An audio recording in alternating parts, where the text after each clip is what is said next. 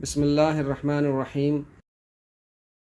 وہی نقصان میں رہے جو اللہ کے سامنے کھڑے ہونے کو جھوٹ کہا کرتے تھے، یہاں تک کہ قیامت ان تک اچانک پہنچ جائے گی تو کہیں گے ہائے افسوس، ہم نے قیامت کے بارے میں بڑی کوتاہی کی اور وہ اپنے گناہوں کا بوجھ اپنی پیٹھ پر اٹھا رہے ہیں۔ دیکھو کتنا برا ہے وہ بوجھ جو وہ اٹھا رہے ہیں۔ اور دنیا کی زندگی تو اور کچھ بھی نہیں ہے سوائے کھیل اور تماشا کے، اور آخرت کا گھر زیادہ اچھا ہے ان کے لیے جو اللہ سے ڈرتے رہتے ہیں۔ کیا اتنی سی بات تمہاری عقل میں نہیں آتی؟ ہم کو معلوم ہے کہ آپ کو رنج ہوتا ہے ان کافروں کی باتوں سے، یہ دراصل آپ کی تکذیب نہیں کرتے بلکہ یہ ظالم تو اللہ کی آیات سے انکار کرتے ہیں، اور آپ سے پہلے رسولوں کی تکذیب بھی کی جا چکی ہے تو انہوں نے صبر کیا جو ان کی تکذیب کی گئی اور ان کو ایذائیں دی گئی، یہاں تک کہ ہماری امداد ان تک پہنچی، اور اللہ کی باتوں کو تو کوئی بدلنے والا نہیں ہے، اور آپ کے پاس رسولوں کے بعض قصے پہنچ چکے ہیں،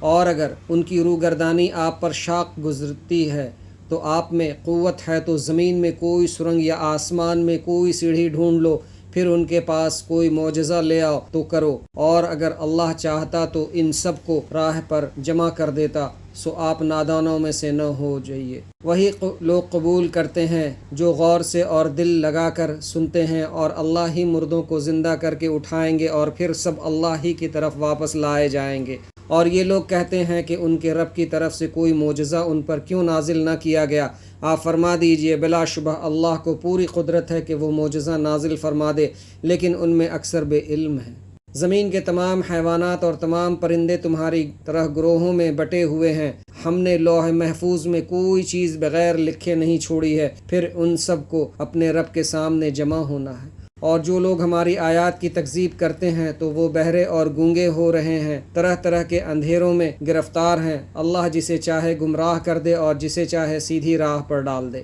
آپ فرما دیجئے کہ اے کافروں ذرا غور کرو، اگر تم پر اللہ کا عذاب آ جائے یا قیامت ہی آ جائے تو بتاؤ کہ اس وقت تم کیا اللہ کے سوا کسی اور کو پکارو گے اگر تم واقعی سچے ہو؟ بلکہ اسی کو پکارو گے تو وہ اس کو ہٹا دے گا جس پر اسے پکارتے ہو، اگر وہ چاہے، اور ان کو بھول جاؤ گے جن کو شریک کرتے ہو۔